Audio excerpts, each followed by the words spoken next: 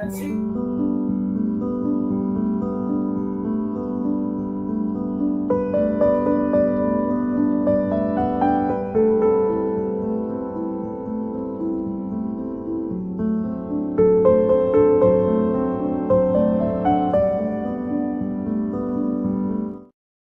More power over the other kid that cannot defend himself, or he or she finds it hard to defend himself.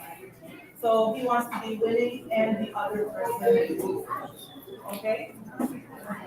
Oh, thank you so much. Okay, so also bullying is a single incident or pattern of severity. It can involve a written, verbal, um, or electronic or physical act. So why do they bully? I think the inbound power, but also they try to physically hurt someone or their property, strongly hurt someone's feelings, and they do it as a fashion actually. Also, it can cause students to have trouble going to school or from going to school and learning. Also, it will disrupt the operation of school process for that.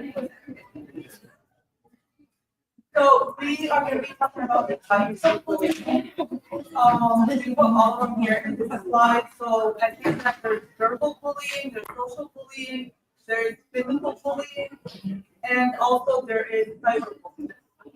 So examples of the verbal bullying we have, for example, like name or writing names, which include teasing, name calling, inappropriate comments.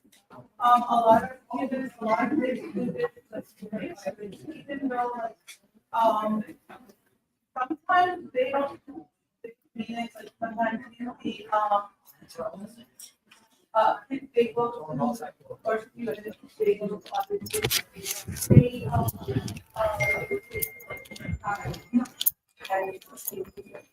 right? A lot in schools. Um, Also, taunting, they just want to make fun of them. Also, threatening to cause harm to them. These are all included under verbal bullying. Also, social bullying, it involves hurting someone's reputation or relationship, which includes leaving someone out on purpose. They tell them, like, you're not allowed to join our group, you're not going to be our friend, you stay out. And the other students will be, they will hurt their feelings, right? They say, why would I be out of that group? I'm your friend, I should be with you guys. Also, telling other children not to be friends with someone.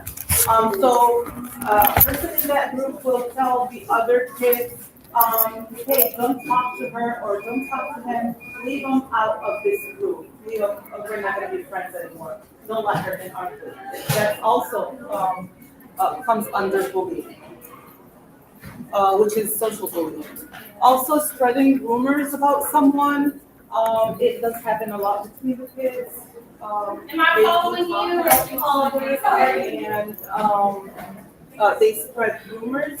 It's not, it doesn't have to be true, right? But it does cause harm to the other kid or to the other child. Also, embarrassing someone in public, unfortunately, they do this too. They embarrass them intentionally, so they just want them to feel down. Okay. There's also physical bullying, so it involves hurting a person's body or belonging, which includes hitting, kicking, pinching. These are all included under bullying. Also, spitting, tripping, or pushing, taking or breaking someone's things on purpose, that is called bullying as well. Um, Also, making mean or rude hand gestures is the one that I just said, where they do like loser, or they have kids nowadays. They come up with all of these hand gestures and all of these words that us as parents would say, "What are you talking about?" But for them, kids and their ages, at between their peers, they know these words, and it's unfortunate. That's why we have to, as parents, we have to educate them if you have something nice to say it. If you don't, make sure that if you don't have something nice to say, keep it to yourself. Okay, this is what we have to tell them. Every word that you say has to be like a kind word because it will affect the other person's feeling and mental health. Also, we have the last one is cyberbullying. It involves the use of technology such as social media, messaging apps, and emails to harass or embarrass the other person. Unfortunately, because of the widespread of the social media nowadays, this is something that parents and probably schools they cannot control because um, kids they can have even more than one platform, like more than one account, more than one social media account. So it is true, like you as a parent, you have to know you're for example, like your child is like under 13, there's like specific apps that they cannot create an account.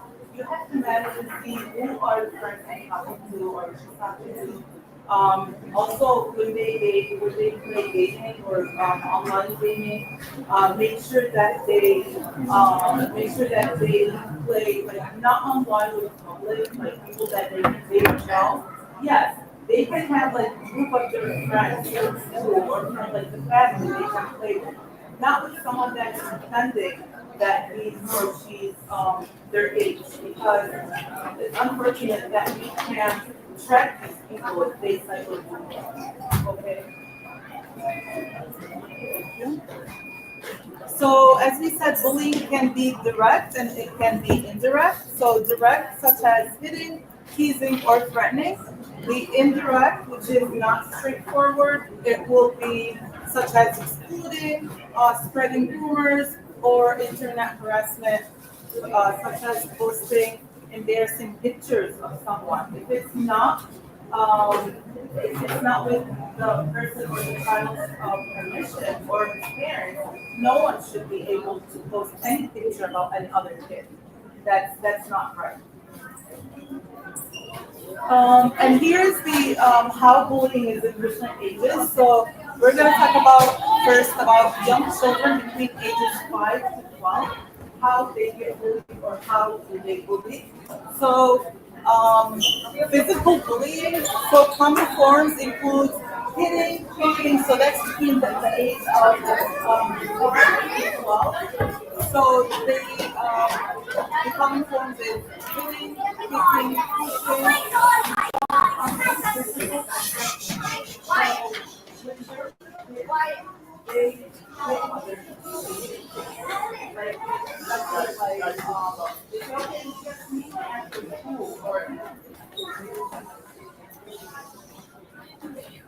verbal bullying includes name calling, teasing, or making fun of someone. Also, social bullying involves excluding others from groups, as we said, spreading rumors and manipulating friendships. And there's also between the ages of like 12 and 10 as well. Three, you can let your child be on social media. This is it's much common, but it can actually okay. Also, we have this study. So 1 out of 5 students has been bullied. That's based on a study. Also, Michigan ranks ninth out of the top 10 states with bullying issues, and it's a big number, so it's unfortunate. Teenagers, this is the other stage. So teenagers between the ages 13 to 18. How is bullying? What is the shape of bullying in this stage? So there's physical bullying. So it does continue, but maybe less frequent than other children. They tend not to harm each other physically. Um, Also, verbal bullying. So it does happen as this. So there's insults, threats, and they make like funny comments about each other to make them feel less. Um, like less positive, and also just get humiliated. Okay, and that's also not a good thing. It can become hurtful for them. Social bullying, so it's more pronounced with cliques, social exclusions, and spreading harmful rumors. So it does social bullying is still among this age or this age group. So in this age group, because they're older, so they have phones. Most of them have phones. Most of them have social media accounts, right? So social bullying is increasingly high or significantly high among this group. So they text each other in so many ways. Exactly. So spreading rumors with some cyberbullying is very high, unfortunately. I would say, I'm just going to interject. So I've been a dean for high school and elementary. I would say from most to least, it goes this way. A lot of this, a lot of cyberbullying, and this is unfortunate because kids can't escape it, right? It happens at school, then they go home, and it's still there at home. Social bullying, we do see some of that, especially like you said with our younger girls, where it's don't be friends with them, those kind of things. Verbal bullying, of course, that happens, not as prevalent, and we don't really have much physical bullying. More at the younger ages where kids are not able to use their words, we'll see a little bit of this, but definitely these two down here are big issues in every school. Okay, so also this is a big issue with cyberbullying. It does affect our children's mental health. So probably they try to fight it, like for them, like as kids, they just don't want to say, they don't want to tell anyone, they don't want to say, they'll say, okay, I don't want to tell my teacher because then the other kids will say that I'm snitch. So they just keep it for themselves. And we go like when they come home, you say to them, Mom, what's going on? Like you don't feel okay. Or you don't look okay. They don't want to talk about it. They want to keep it for themselves. This is why it does affect their mental health. They don't talk about it and they don't go to their teachers and tell them that this is what happened, that student or that kid told me this is happened, then it will cause increased risk of mental health disorders, it will cause headaches, also problems adjusting to school. They will tell you, or they might tell you, we don't want to go to school anymore. And they will come up.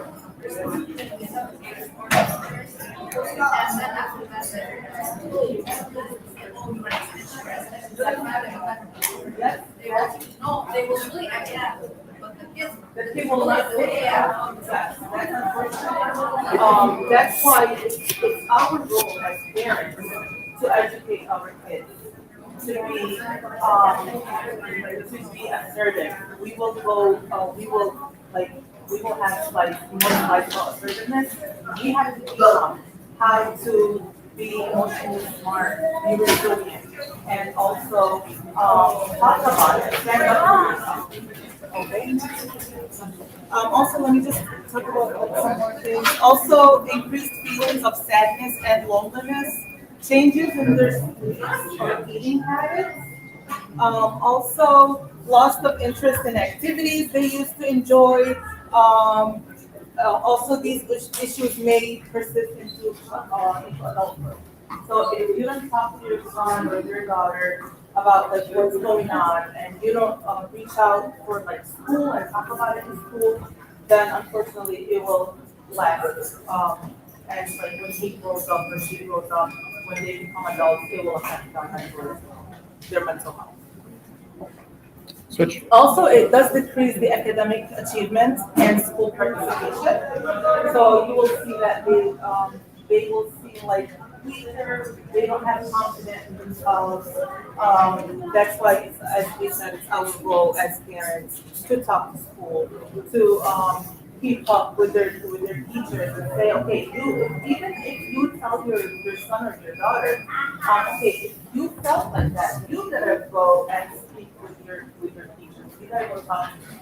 If your teacher is not like listening, go talk to your caseworker. I mean your social worker. So and tell her what is going on, what's happening in our child. Go talk to the principal. So we also have slides about the role of the school in these bullying things.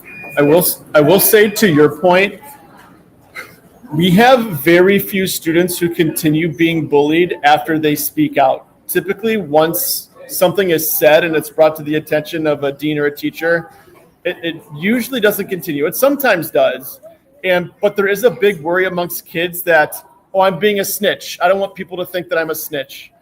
And we need to be able to teach our kids that you're not snitching, you're advocating for yourself, and that is okay, right? There's snitching is not real, right? You're trying to be comfortable, you're advocating for yourself, and that's okay. I'm sorry. I know this is a cute picture video. So the victims of bullying, this is something that we don't think about. So why is a person why is why is there a bully, right? Because he was bullied. So the bully might have been bullied before, and the person who is getting bullied will become a bully in the future. If he doesn't work on it. Okay? Sometimes we may even our parents are Right. he's sitting and he's seeing this, hearing his brother, Yeah. especially the mother from the fathers, talking about this and that. Yeah, that is true. That is true. And also we don't think about it, but sometimes us as parents, we don't mean to bully them, but the way we talk to them, actually we are bullying them. The siblings between each other and bully each other. So there was a video of it was he was a comedian, stand-up comedy, and he was talking about something that's happening in his life. And his mom, the way she answered him when he came from school is he said, my friends are very upset with me. Because why? They should be afraid of you. So why did she say he's a happy-go-lucky guy? So this is not that even though she did not mean to bully him, but the way she said it, that is actually bullying. Okay. And our kids mimic it. Our kids will oh, you stop doing that. And they play school, they act like a teacher, yelling at the kids. Yeah, they that is true. That is true. So I did talk about this. So those who are both bullies and victims of bullying suffer the most serious effects of bullying. So they were bullied before and now they're bullying, right? And also they are at greater risk of mental and behavioral problems in the future than others. So what are the signs that my child could be bullied? So they have been excluded from social gatherings or parties. So you will come, okay, let's go. We have a party or we have a gathering. They'll say, no, I don't want to go. I'm okay, I want to stay home. They don't like it because their self-esteem went down. They're not that confident. Okay. Also, they're afraid to go to school. They may complain of not feeling well. So that's a sign. If your child tells you like every day that, no, I don't want to go to school, my stomach's hurts. Or the first hour they call me, mom, I'm sick. Or dad, I'm sick. So you have to like kind of learn to say, okay, what is going on? Sit down and talk to them. What is going on? Let me know, hey, how are you feeling? Especially if you're kids who join school and they're new students in that school, unfortunately, they don't fit well as fast as we think.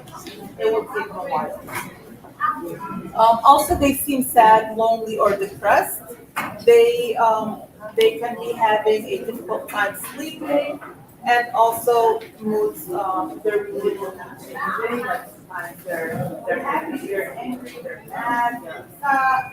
So you don't know, you tell them what is going on, is everything okay, that's very important. Just sit down and talk. And we listen to them very carefully. So as parents, what can we do when our children are being bullied or have been bullied? What can we do as parents? First, as we said, have a conversation with your child and be supportive. Okay? Assure that you are there for them, you are there to help them. You are there to listen to them. Alia Wiley or Alia, you confused at all Don't hours judge them. Just listen. after the family left the engagement because so they didn't come to you. Also encourage your child not to respond I with didn't have the violence. family engagement This because is very important. thank you. Some parents do tell their children, if someone hit you, you gotta come back. I want you to be strong. If someone hit you, if someone put their hand on you, you gotta come back. This is very What time important. is your last Yeah, session tell at others with the not elementary to put school? their hands on others. Okay, It because ends at 12:30 and they then can escalate the problem, and also, they can be harming themselves and others. Also teach your child to be assertive. This is very important. So they can be upset with someone, but still they're standing up for themselves without being rude. So they tell them how they feel. They tell them what they want without being rude to them, without physically harming them or even verbally harming them. Okay, it's called being can you assertive. repeat? So, um, so teach your child to be assertive. Assertive students give a clear message to the bully that some behaviors will not be tolerated. Okay? The bully will know, oh, this kid is standing up for himself. And he doesn't accept what I'm saying. Okay. Probably what he's going to say is going to go find someone else, right? To go bully or hurt. If your child has been harmed or physically threatened, you have to call the school and bring that up and tell them what happened and what the situation was. Um, Also, you have to find out who was involved, what was said or done, and what happened. Okay. Also, were there any bystanders? We're gonna come to this one through the bystanders next. And how did your child respond? So you have to report every single thing that happened in that incident with school. Also, this is the most important one that I believe it is. Teach them to be resilient and emotionally strong. So when they're being resilient, it means that they can adjust to changes that happen in life. That's number one. Also, they can recover from any difficult condition that happens in school, in life, in the future when they grow up. This is how we teach them being resilient since they're like young. Okay. Also, teach them not to get upset no matter what others say. Tell them, like, bring your child, tell him or her, listen, you know what you are. Right. Exactly. Exactly. So everyone, whoever has something in their head, that's what they're gonna be saying. So do you have that in your heart? He will say no, or she will say no. I say, okay, just brush it out, ignore them, okay? Just be confident and tell them, I did not like when you did that. I did not like I did not like what you did to me or what you talked to me or what you said. And then you have to go tell the teacher about it. Okay, you have to go tell her. Like, and don't be afraid to be a snitch because the bully himself or herself takes advantage of you not being able to talk about that. So student can be assertive by expressing anger in words that are direct and respectful. Looking the person in the eyes while speaking to them. This is how they become assertive. Also using a calm, even tone of voice. They don't have to be yelling, right? Also speaking at a regular volume, by not standing too closely to the person, like because if like the person is right here and I'm getting very close to them, that person might feel threatened. Exactly. So, and also my tone, my voice tone. Using the bully's name when addressing him or her. Okay, like based on, okay, for example, we will come to examples like they have to call one by their name. That's how they get asserted. Or look them into the eye, not getting very close to them, and express their feeling to them if they like it or if they feel angry or find disrespectful. You? Okay, we have an example here. So using the I messages is very important. I remember my kids when they learned about using their I statement, they came home and they were laughing. So mom, how like if someone hurt me, I'm gonna stand up and say, I didn't like when you said that. But when they kept practicing it, it does actually give them power. It gave them very like self-confidence because you're using your I statement. You're telling them what you feel, okay? And by you doing that, that bully or that person that's trying to harm you or harm you, they're gonna stop right there and they're gonna think about it more. Okay, so we have an example here. So they tell them what they feel, so they use their I statement by saying "I feel," okay, or "I am feeling." Also, they describe the behavior. Okay, they also say what will happen and describe what you want, describe what you do not want. For example, I feel angry when you use my Nintendo. So this can be like between the siblings, right? They say, I feel angry when you use my Nintendo. So he expressed what he is feeling, right? Also, without asking, because I am not allowed to let other people play with it when I'm not around. So that's what he needs, right? Or what he wants. And the reason. And I want you to ask me before you use it. Next time, for example, you have to ask me before you use it. I don't want you to play when I'm not around or without asking me.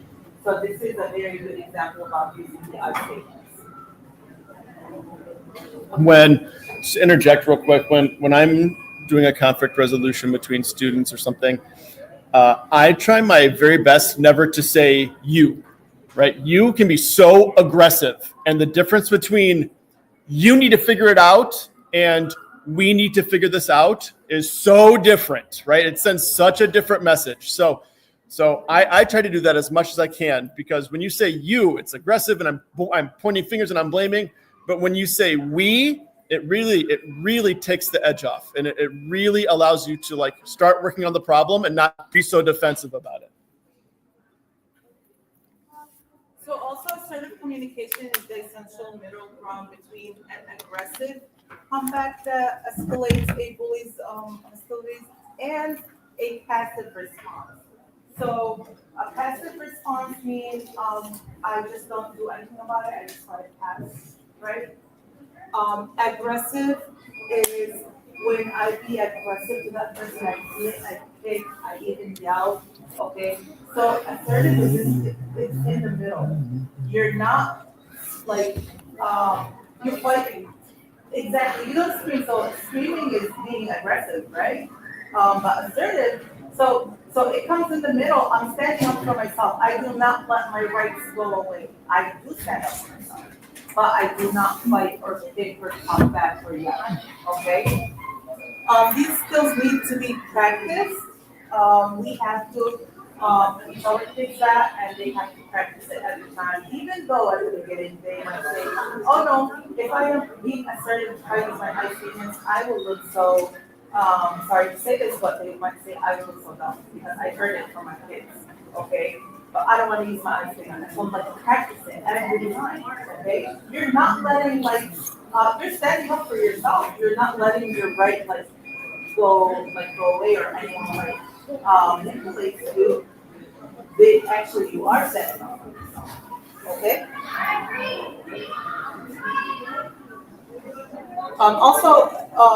They have to tell an adult that they were bullied or they have been bullied.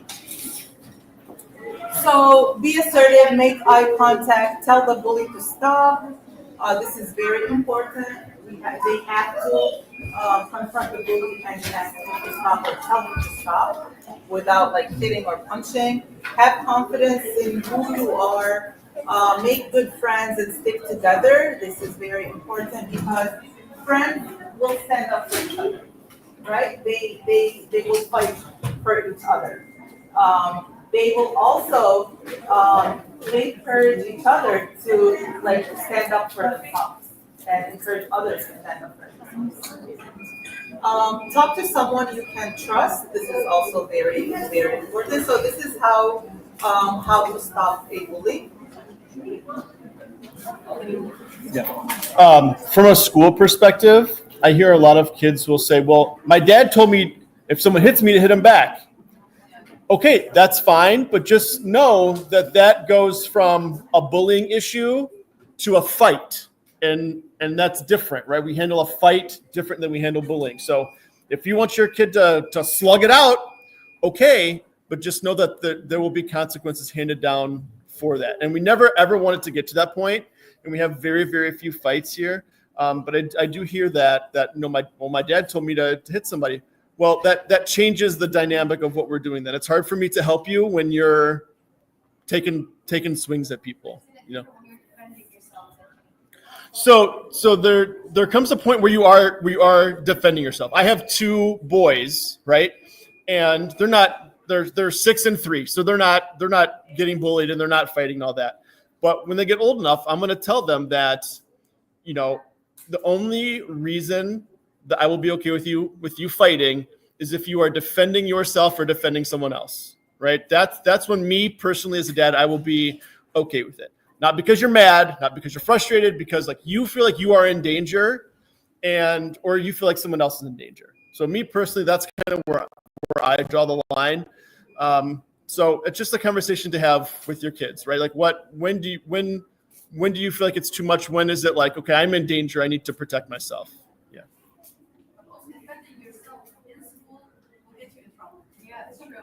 That's true. It can.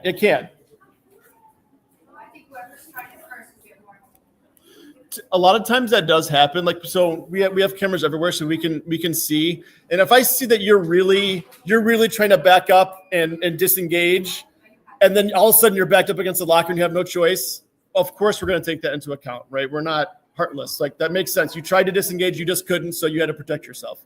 That'll be treated differently than two kids just going at it. I'm sorry. So, what if my child witnesses another child being bullied? So that's the bystanders, okay, or that's the bystander. It can take 4 roles. So the bystander can assist who joined in the attacks on the victim. Also, reinforcers, they can be assistants, they can be reinforcers who support the bully's behavior or encourage that bully. Also, they can be outsiders who are aware of the bullying but doing nothing. So they see that, but they stood up, they didn't do anything, right? Also, they can be defenders who comfort the victim, intervene for the victim, or report the bully. This is what we want. We want our children, if they see or they watch an incident of bullying, you stand up for your friend, you stand up for the victim, okay? You go tell, you make sure like you comfort them, and go tell the teacher, or go tell the staff member, or go tell the social worker. Okay, because we don't want them to be assistant. Can you go move the camera back? She's like off the screen, but can you We just don't put want the them camera just back on to the watch and then even themselves feel like these feel their mental health, like because it will affect their mental health in the future. Okay, and also we don't want them just to be like standing and doing nothing. Let your child know that they need to make a choice when they see someone getting bullied. This is what we were talking about. So, be a witness, not a bystander. So just not stand up and do nothing. Just speak up, talk about it, make sure that you report what you saw. This is what you can tell your child to do. So pay attention, get involved, never ever look away. Okay, because this thing might happen to you in the future as a child. It might happen to your child if you stand up to it. So also we can, what we can do as students, or what can students do? So we ask them to be a friend and lend a hand, right? Say something nice, say something kind, reach out, say stop, report concerns, not just to watch, see, and go. So what happens at school if a bullying incident occurs? So this is by Michigan state law. So if a bullying happens in school, this is what the school have to be doing or have to do. So within 48 hours of the reported incidents, the administrators have to notify the parents, okay, about the bullying incident. Also, an investigation of the incident will be completed within 5 days. Um, and the superintendent will be notified. The administrators will respond to help the students. The administrators will notify the parents of the results of that investigation. Okay, within 10 days. So, how to promote prevention and anti-bullying? So, the first thing for us as access, we do spread awareness of bullying. So we do have October. It's a national day. So it's a national. I mean, it's a national month. So October is the National Bullying Prevention Month. Okay, we do like we do hold events. We go to schools. We go to like any libraries, any other places that we like make sure to spread awareness about how bullying is harmful for the students. Also, we offer information and education about how everyone can prevent bullying, provide a platform to hold school and community events, interventions, and focus groups. Also share information about the issues through news, media, social media, videos, and print like pamphlets, flyers to educate and teach the public about how harmful it is, how harmful bullying is to these students, the kids, and adults, and younger You guys children. give, I'm sorry. I'm sorry. You guys do something for the kids to hear lectures about this? So Most of these lectures that the parents are sharing. So what we do for us as access, we do life skills. We teach life skills at schools. We teach them how to be assertive, how to stand up for themselves, how to have those life skills that when someone is trying to bully them, they know how to react to it. Okay, so it's we did teach it at we teach it here at STAR. Like it's a constant thing that you guys do. Yeah, so it's like a 8-week session. It does have like a lot of things like decision making, communication, how to be assertive, also self-image, all these things that way to make sure that our kids have those like skills. And I tell them every time like I come to the class and I teach them, I tell them, you guys are so lucky. For me, when I was a child, we never learned about life skills. It's like what our parents taught us. That's all. Okay, so probably like our parents used to teach us life skills, but it was not known as life skills. You know, it's not like it's not a based or evidence-based program. Okay, Because of the internet, we have to, right now, we have to correct the things that they see. right, Because they have good role models, they can't have good internet. Right. They see everything that's bad. Now, fix it. yes, that's very crucial. Like you have to watch every single thing your child does. We have to, because whatever is out there for them, unfortunately, it's not the best thing for them. And it's not even a good thing, right? It depends what they're allowed to do. Move on. Okay, so here we have the references and resources. Feel free to if you guys want to take a slide and learn from it, or any of the resources, feel free to do so. Thank you so much. Do we have any questions? You guys have any questions for me?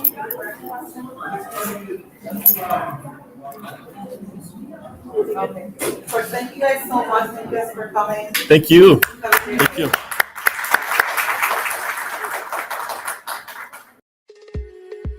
HES Academies have been serving the Detroit metro area for over 23 years, promoting academic excellence, leadership, and cultural diversity, ranking as some of the top schools in the state of Michigan.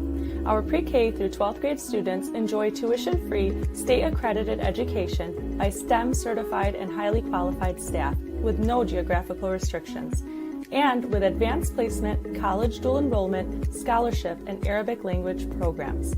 Nor International Academy in Sterling Heights at niapsa.org, Star International Academy in Dearborn Heights and in Canton at starpsa.org, Universal Academy in Detroit at universalpsa.org, and Universal Learning Academy in Westland at ulapsa.org. Join HES Academies today and enjoy a free Chromebook for every enrolled student.